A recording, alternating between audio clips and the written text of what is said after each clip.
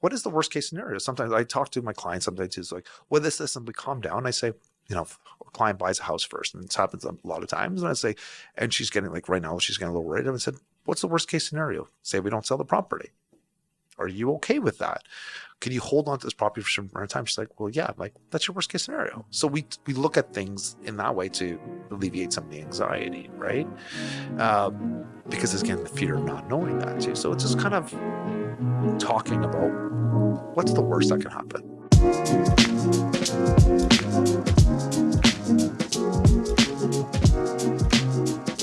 Welcome back, everybody. This is the DC Talks podcast. This is episode 35. I am your co-host, Agent 00, Owen Osende. To my left is the main man, David Chinelli. DC, you're looking very fly in that shirt, man. Thanks, buddy. It's very... Does anybody call you Agent 00 yet? I know You've been pushing this. You asked me bare times, but it came... What episode is this we're doing? What number? Episode 35. And you've done 35 episodes and pushing this 00 crap. Has anybody actually said, hey, there's Agent 00? Yes, actually... Besides your mom?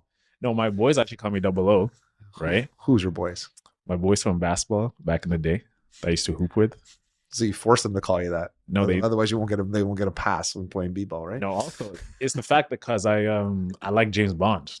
I'm a big James Bond fan. So I'm a huge James Bond fan. Do you like Bond? No. You don't like Bond? I don't dislike him, but I don't like actively go out to watch the movies. It's not. But you've seen things. Okay. So I've watched a number of the movies, obviously, but I'm like, when the last ones came out, I wasn't like, you're not excited. No, not at all. Do you have a favorite Bond? No.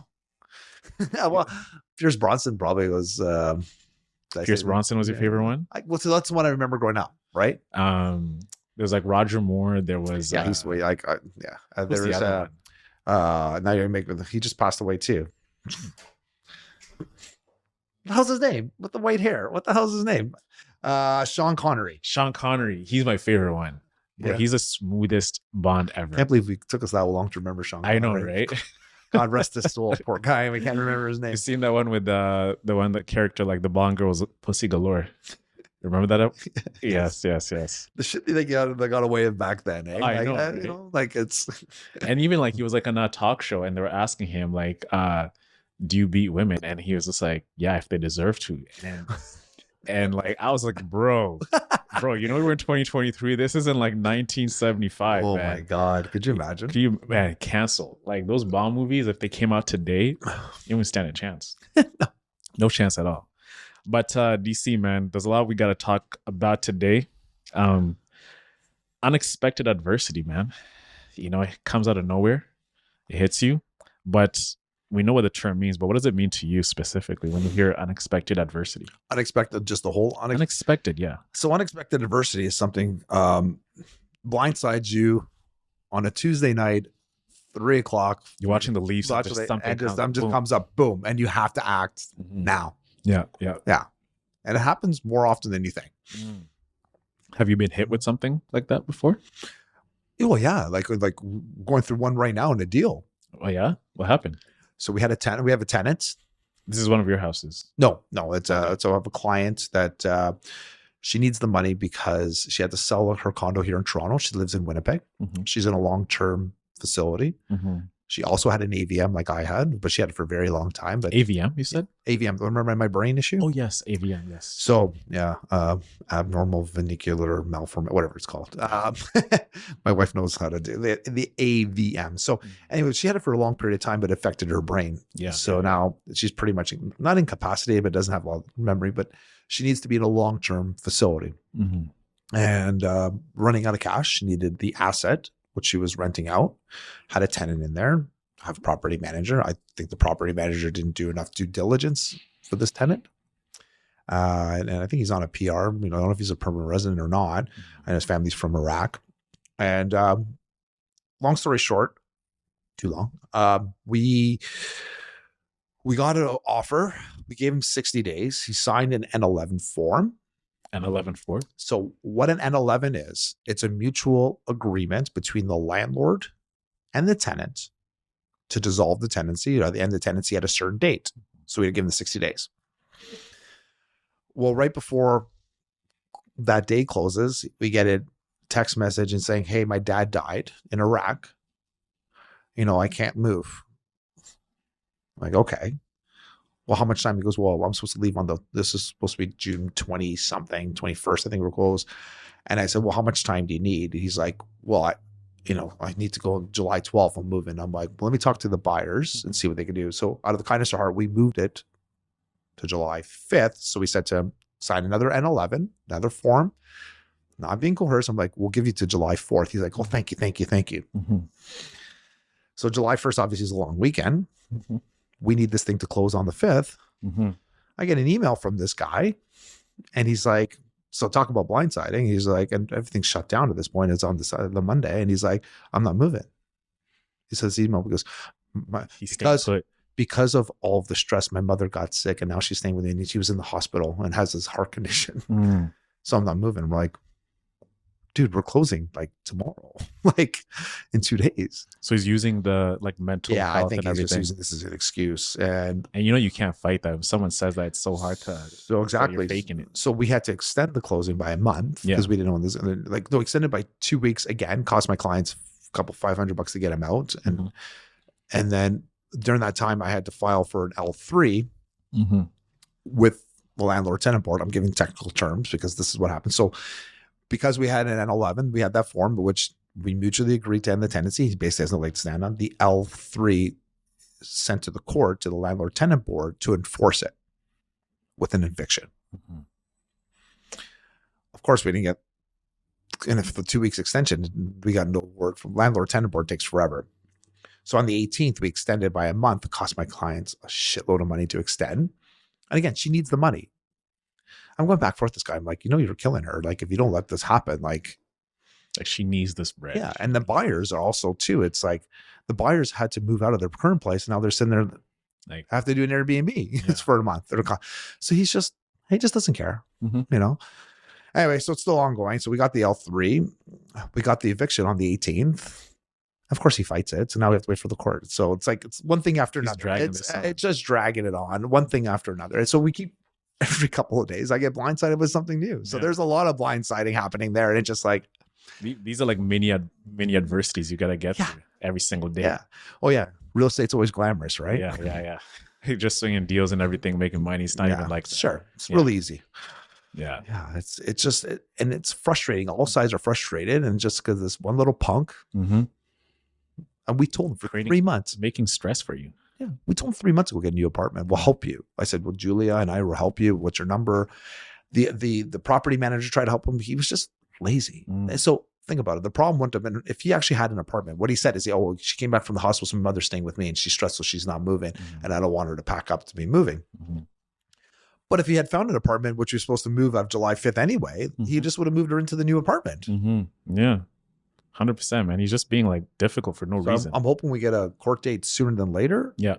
And I'll let you know how that goes. And what's your client doing now in the meantime? Stressing? She's stressing. Is she like calling you every day? So I mostly talk with her power of attorney, which is her sister. So yeah, I talk to her almost every other day. And she's in San Francisco. Okay. So, she's paying top dollar there too right now. Yeah, that's like $4,000 a month minimum US for rent. I don't know if she's renting. No, I know she owns. The sister owns. She lives out there. But it's mad expensive out in California. Yeah, man. Yeah. So yeah, lots of adversity. What's been the biggest unexpected adversity you faced in your business career, entrepreneurship? Because you worked in corporate, now you're a realtor, but you've had a long tenure in each of those sides. What's one thing that sticks out to you the most? When I would say corporate, going through 7 bosses in a year is huge adversity. Every time you turn around, we had another boss. Yeah. It was ridiculous. So you answered to basically, we had our CFO and then we had like our manager. And so within the below the CFO, we had interchanging with somebody stay for a couple months and then go, and they're switching roles. So every time somebody switched, your job would change. And then people would leave. And then I ended up taking on 3 jobs. And it was like, so that was a lot of adversity. Like that was constant change. In real estate, well, last year with obviously the brain surgery kind of put a little hold on things. But probably the biggest change we've had, I guess, was the markets changing. Like, well, the first time we had it when 2016, 2017, when Kathleen Wynne came out with, her 20-point plan, and then in April, and just the market just boom. That kind of went back up. But I still think the biggest one was COVID, the COVID shutdown. Nobody knew how long that was going to last and how it affected people. And it 2 was weeks to find the curve, and it became 2 years. Yeah. Yeah. 3 years. 3 years, pretty much. Still, and the residue that you're facing from like those past 3 years, like you're still dealing with that. Yeah. So that I think we all went through that. But I took the advantage of during COVID, like the adversity made my business stronger. So my assistant Katie, she's a fantastic realtor in the East Coast. At the time she was my assistant, we revamped my business. Like we put more of a schedule onto like the videos we were talking back for. One, she called this, one we do this. Then we revamped the website. And then we also, Katie was transitioning to become the realtor. We found Elise, my assistant. So COVID was an opportunity for reinvention. Correct. Yes. And I find that so funny. We talk to people that, even people in our family that sat on their ass, they're still sitting on their ass 3 years later, still not learning. Like, dude, you could have learned so much shit. Like in 3, you had nothing else. You had the internet. Sure. For the first month or so, they drink your ass off. And then after that, I look at them like, God, this is like, we're stuck inside. You might as well do something with your time. Right? Exactly. Yeah. Even Alex and I, like, we took advantage of that opportunity to build momentum with Hustle Over Everything. So we were like interviewing guests and people were at home. Are you really plugging your other pod show on my fucking pod show? My podcast? I'm joking. I'm doing that. Yeah. No, it's a great show. It's a great pod. It's a great pod, right? So we use that momentum to get, because all these, don't. I love you. I love you. Come on, son. Come on. So we use that as an opportunity to, to reach out to people because everyone's at home, right? So it just takes a Zoom call to like fire it up, get a conversation, and you build a brand over that, right? So we actually found that like very favorable for us to build momentum, and we built our fan base like that, and it just got us to where we're at right now. So I totally agree with you. I'm curious, man. This is something that's been on my mind. If you were told, David Chinelli, you can no longer practice real estate today, like just boom, you're not allowed. We're stripping your real estate license. Unexpected adversity. Yeah. How would you face that? Can I ask how and why? No, how would you approach the challenge of moving past that and starting a new career? Like the same way when you left. Well, remember, I was left is a weird, that's a good way of putting it. Yeah, I was kind of, you let go, fight. Yeah. But I could have gone back and been an analyst. I had opportunities to go other places. I just didn't want to do that. Well, the first thing I would do is sit back and say, okay, what can I do? Like, look at opportunities. I think, look at the skill set I've earned in this and what am I lacking? What's the niche that I can work in, right? Like it's, again, every adversity, every failure has a life lesson in it. And why? So obviously that's why I asked you, like, well, why would I lose my license? Is it because or was it something I did? Or is it just something like they're stripping, like they're saying, okay, we're changing to AI or doing something like that. I'm like, okay, well, with every struggle, there's an opportunity to grow. There's a huge opportunity to grow.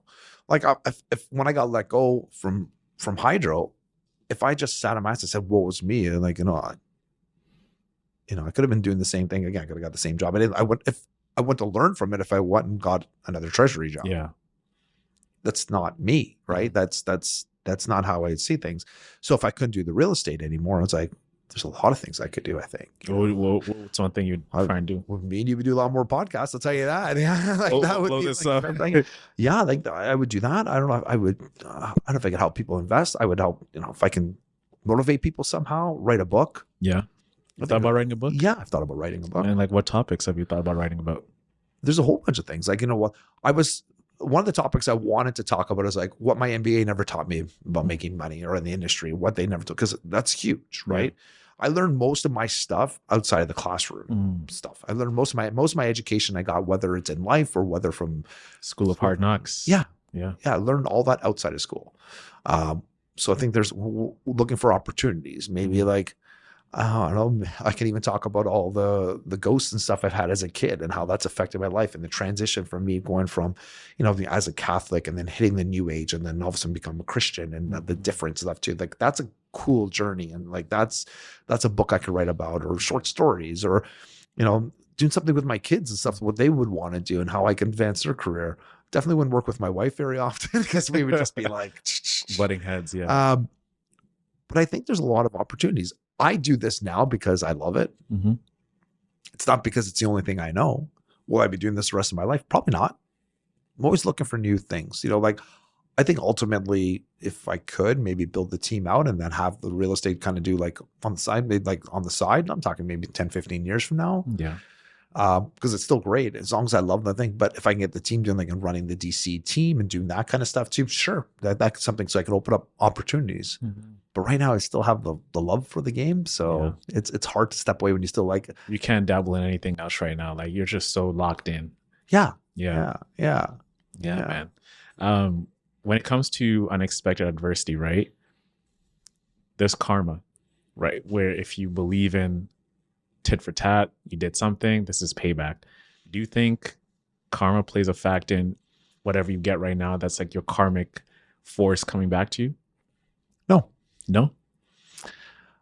I thought that way in the beginning. Then you started to talk about the yin yang and all that kind of stuff, because then you're opening up yourself to other teachings. Mm-hmm. I've also seen a lot of evil people make it far and they never got their coming ups. Mm-hmm. Oh, you're going to get it one day. They never got it. You got to remember, we live in an evil world, mm-hmm. right? And people don't understand that. So your good will never outdo the evil. So that's why I don't believe in karma. I think that you do the right things. You work your ass off. You learn. You fail. Learn. Fail.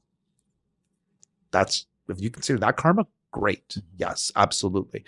You're trying not to screw over people, but yeah, sometimes people screw over people and then they end up dead. Mm-hmm. The mafia, all that kind of stuff too. Like you've seen those kind of hits. And that's why I say that karma is like, you can live your life with karma if it keeps you in check. But I think internally we need to have a moral code mm-hmm. that we live by. And that without God, you have to have your own moral code. If you don't believe in God, then you become your own God, because atheists, basically, there's no such thing as an atheist, mm-hmm. because without a supreme being, you become the supreme being. Therefore, you're monotheistic again because you're your own God. Then you have to set up your own set of moral code, mm-hmm. because otherwise it'd just be chaos. Yeah. So karma, no. Moral code, yes. Yeah. That was leading out to my next point, is God putting these unexpected adversities in front of you as a way of redirecting you to a new place, a new path. It could be, oh my God, like you lost your job. Now look at you. I feel like you found a new confidence that you never probably had before. This is just my opinion, but just 100%. Knowing you from the past year is like, there's a new confidence you have, and I can predict that it's probably bigger than you ever had playing hockey or in college. 100%. Bigger confidence than you had growing up with your family and issues like that. And I look at you, and now there might be a new confidence you might get with helping people once your real estate career comes to an end, and you're like, you know what, I really want to. If it comes to an end. If it comes to an end. Look at this guy. He's trying to get me already. This guy.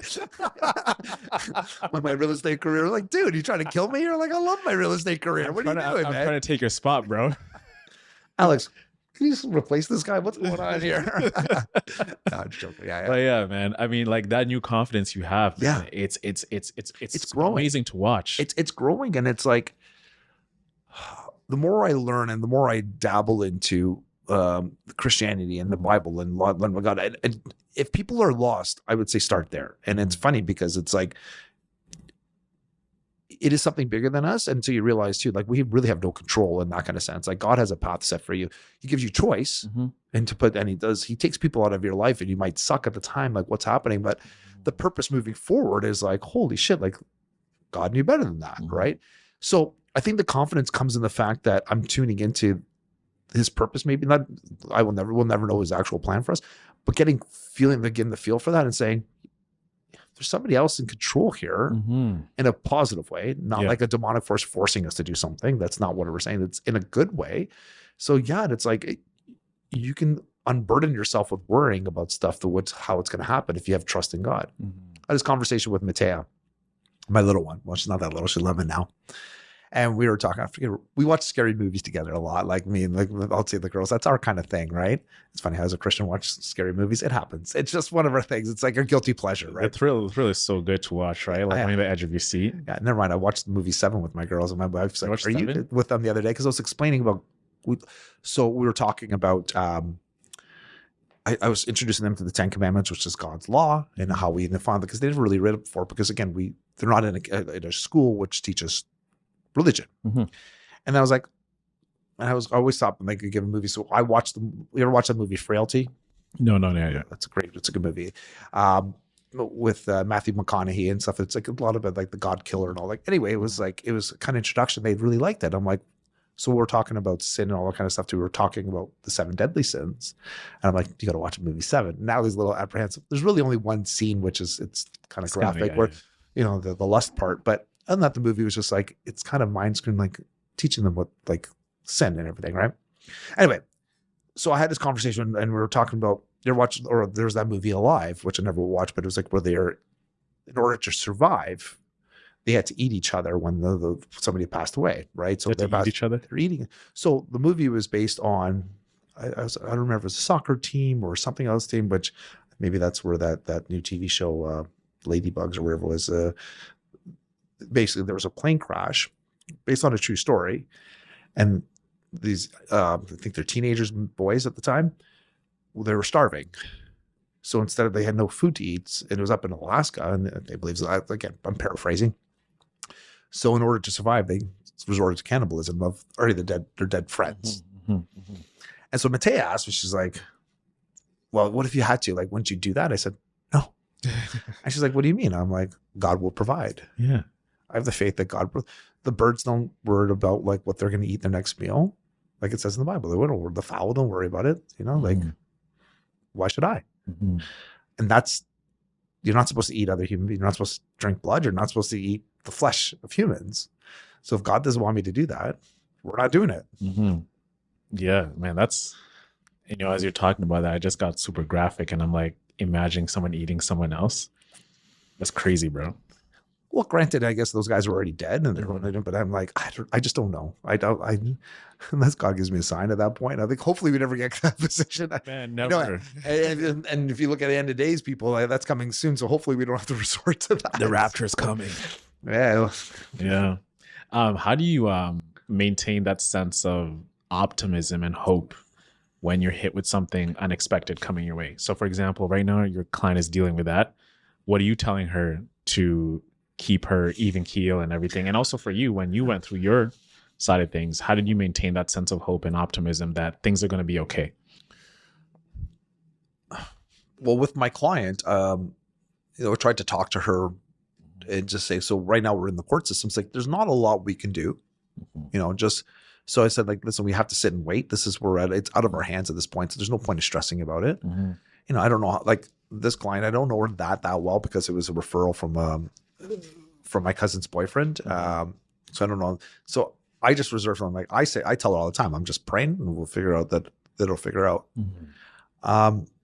When I was going through my own adversities too, like, I guess last year too, like I'd fallen away a little bit from like, not fallen away from the faith at the same, but wasn't as entrenched in it. Does that make sense? Yeah. So I was praying and stuff too, like usual, but kind of going through the motions a little bit. Mm-hmm. And then one is kind of like, there's a point, and after like the surgery, just kind of like getting back and reading the Bible and stuff too. And it's like, it's made a big difference in my life and outlook, my business. Yeah. It changed. And that's why I'm a proponent of it, right? It's even my TikTok now, like they recognize that I like watch a lot of God stuff on it too. Like my Instagram, on the other hand, is pushing all of the demonic sex, the naked chicks, everything. Kitty cats. I'm joking. Like, I feel bad for my sister. I'm like, I've been trying to change my For You page, and you click on it, there's half naked girls. I'm like, I don't even look at this stuff anymore. Like, I'm trying actively not to do that stuff, and they're throwing it at your face all the time. So then I go to like back to TikTok, and it's like talking about God and talking about flat Earth and talking about all this kind of stuff, and it's like, it's cool, right? It's like, you get a Bible verse, I look up a Bible verse, and it just makes me feel better. Yeah. I don't feel guilty. Like when I'm on Instagram sitting beside my wife, I had to like hide my phone because it's like, she's thinking you're like, but I'm not even searching for it. It's like, dude, I'm like, right there. And she's like, come on, Dave. I'm like, I'm not actually looking at this shit. And it's like popping up. And it's like, so I actively, and I feel bad that Julia's over there. She can attest to it. Like when you pop up my phone, it just boom right then and there. I got rid of like 3,000 followers that I was following, and like all those ones too. I'm just like, because somebody would like something that, we're like, okay, fine. I would follow them back. Well, maybe some of those accounts would affecting it. And it was like, boom. But anyway, long story longer. I try to get rid of it. So I try to stay away from the things that make me feel empty inside. Hey, listen, we're still do things we're not supposed to, sin, do all that kind of stuff, ask for forgiveness, all that. I still feel guilty, like, which is good. That tells your moral compass is in the right spot. But actively, if your mindset is in the right spot, you're looking at the right thing, it helps you get over adversity much quicker. So why are people getting stressed and depressed? Anxiety and depression, where does that come from? Part of it can be self-inflicted, or the pressures they face from external stuff. What is depression? It's a great question, DC. What is depression? What do people mostly worry about? Maybe I asked the wrong question. A lot of it has to do with the things in the past. Worry about who you are, what you've done. Right? Yeah. What's anxiety? Fear of the future. Instead of living in the moment, the days right now, and if you can put those worries away and just kind of live and be present and be with your family. I'm not saying depression is not an actual thing. It's obviously there's a lot of things, but clinical. But it's something has happened in your past. It makes you depressed, right? Anxiety is things to worry about in the future. This is like from when I was feeling depressed, I did something in the past, and it was like, what are people going to think about me? What am I going to do? And then I start worrying about, well, how's this going to affect my future? And then I started getting anxiety. So a lot of it was like worrying about what I had done, what's going to happen in the future. And some days would cripple me. I remember being, when I play hockey, and I was just kind of like, I can only go play hockey to get my mind out of things. And then even during the practice and stuff in the university playing, and I couldn't stop thinking about it. And I sucked. It was just those days, just because your mind won't allow your body to react. And there's no escape of your mind because you're in there and that's why I was saying last one, sometimes people putting drugs in their body and it can help alleviate that for a short period of time, but that's not a long-term solution, right? So yeah, you have to deal with it head on and not worry. Let somebody else worry. That's why I think for me, why the religion helped, sort of spiritual God, Christianity, why that's helped. Because God kept saying to us is like, let me take this burden. Why are you worrying about it? Hey, that's not saying that we don't always worry about it and I don't get stressed and stuff too. That's not what I'm saying. But it's not crippling me for days on end. Yeah. And how do you maintain that balance of accepting the reality of the situation when it hits you, and also understanding that I got to move forward eventually? Because some people dwell in that feeling and it usurps their entire body. Yeah. You get analysis paralysis. You can't think anymore. You're thinking about X, Y, and Z. So how do you balance both? Like, okay, this is a situation and I got to move on. And this is specifically for those people who don't have the mental strength to move on, right? They don't have the fortitude like you do, but it just hits them out of nowhere and they've never faced anything like this. So how do you advise them to keep that balance of both? Actively overcome it. This too shall pass. Well, that's the thing. You can't sometimes, it's hard for me to say to you, Owen, don't worry about this. Right. It's like, you ever fight with your girlfriend and should you tell her to relax? the total opposite's going to happen. Opening a can of worms right there. Exactly. Right. Like it's not going to happen. Right. But if people truly want to know,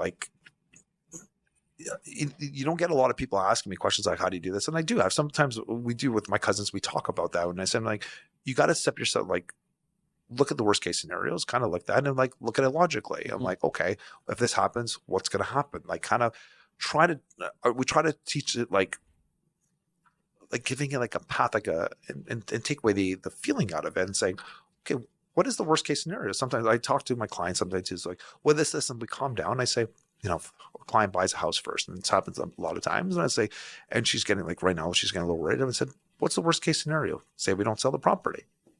Are you okay with that? Can you hold on to this property for some amount of time? She's like, well, yeah. I'm like, that's your worst case scenario. So we look at things in that way to alleviate some of the anxiety, right? Because again, the fear of not knowing that too. So it's just kind of talking about what's the worst that can happen. Yeah. That question in itself, when you ask yourself that, one, it's like, what's the worst that can happen? And one, to make you go forward, is you ask yourself, why not me? Do you ever ask yourself, like, okay, I want to do this project, I want to start this business, and you think, I cannot make it. You ask yourself, why not me? Why not? Why not? Like, why can I not do this? And when you ask yourself that, you actually realize you have self-imposed beliefs, limiting beliefs that are holding you back. The next question is like, okay, what happens if, what's the worst case scenario? I want to go talk to that girl or guy I find attractive, they're pretty, they're handsome. What's the worst that could happen? They'll say no. At least right then and there, I know what they said, and I can actually live in peace knowing that I gave it my best shot. So that whole idea, like when you ask yourself, I'm going to lose this deal, I'm going to lose this opportunity, I'm going to lose this prospect.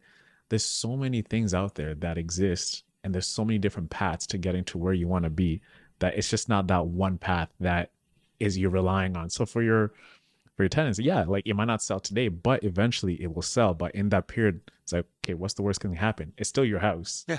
You still own it. Yeah. It's not going away. Yeah. So why stress? Right. You know what I'm saying? It'll happen, right? It's just a matter of like, well, we also need to, there's obviously real estate, it's different because you have to make sure everything is done right. So this is one of those scenarios, like, you know, like I keep saying, it's about the price. It's the last piece, which she wants to have a certain price point. I'm like, okay, well, it's not going to sell. So we literally had a conversation 5 minutes ago. So we are changing the price. We're doing my strategy and see what happens. Yeah. Which I'm hoping it sells, but sometimes you have to go through like the other process and say like, okay, this is the scenario. This is not working. Let's do it a different way. And you have to give, not you have to. So what helps with that kind of situations is giving plan A's, plan B's. If we do this, this happens too. Like I try to do that all the time. When I do a listing presentation, we walk in, we give them, you know, we're one of the few people that give them 3 pricing options. You know, here's what you could do. Here's your, you know, here's a high price. Don't really do this. Don't list it over market because it's going to sit longer, but maybe somebody will come in and pay for it, but it's kind of throwing a Hail Mary. It's not really a great opportunity. Then there's listing at market value, just a little bit below. You get a lot more traction. You probably can blow it out of the water if you do that way. And then there's the really like the harder one is listing it low and then holding offers. If you don't get any offers, then we can list it back at price. But sometimes the holding offers doesn't always work. We don't get the traction, but at least we get some feedback, more people coming in to see that, and we can adjust what we think it's going to be worth because the market's constantly changing. Which one do you feel comfortable doing? And if they want to do the high price, you know, it's like, why? You know, I may not work with you if you do that just because it's going to sell in the market for 2-3 months. And then by the time you sell, it's going to get less than if you went with option 2 or 3, you know? So, but again, we kind of tell them the situation and here's what happens. So when it plays out, you don't want to be like, I told you so, but you want to be more of the sense that like we have a plan set in place and here is the situation.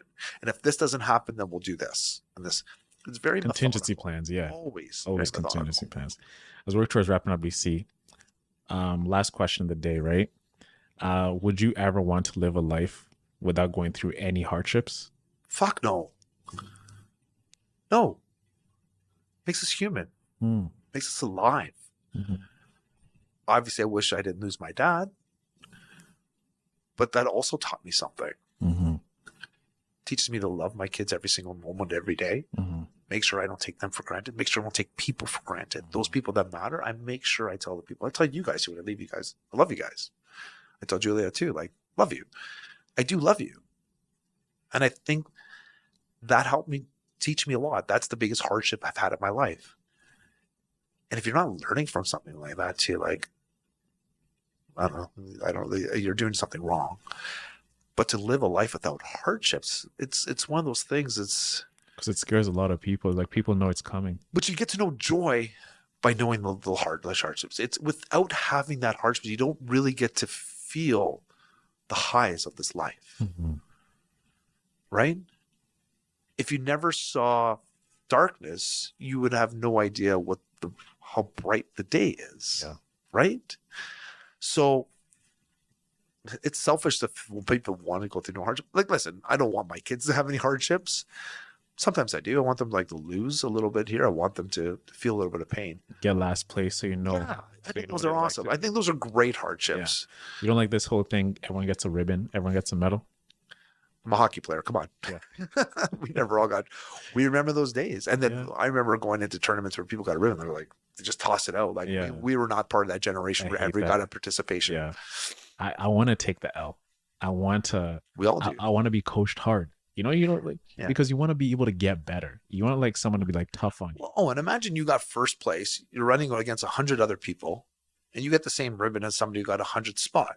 It waters. Are you even going to try as hard next time? No, because I know I'm going to get rewarded. And it sounds like that. Like that's it. And the people that have made these stupid rules are all the people that were getting 100th place all the time because like I didn't feel good about myself. Well, you have to do a lot about yourself. You have to put the work in instead of not everybody just automatically getting everything, like all these gifts bestowed upon them. Yeah, we're living in a soft society, eh? Yeah. Scary stuff out here, man. Any parting words for your fans, DC? Yeah, like always when something happens, step back from yourself and in the negative sense, and what can you learn from it? What can you do to change? What can you do next time for it not to happen? What is the path that I'm on? Like, ask these questions. What path does God have for me to do? You know, like, why is this happening? Is it a good thing that it happened, even though it might be negative? Instead of just wallowing in the negativity. That's the worst thing you could do. Dwelling in the negative. Oh my God. It's the worst. And some people just never get out of that. And they just they feed off the negativity. Don't be one of those people that feeds off negativity. They're a victim. Well, constant victim. Anyways, everybody, that was episode 35 of the DC Talks podcast. Hope you have a great week ahead, and we'll see you next week for the next one. Peace out. Ciao.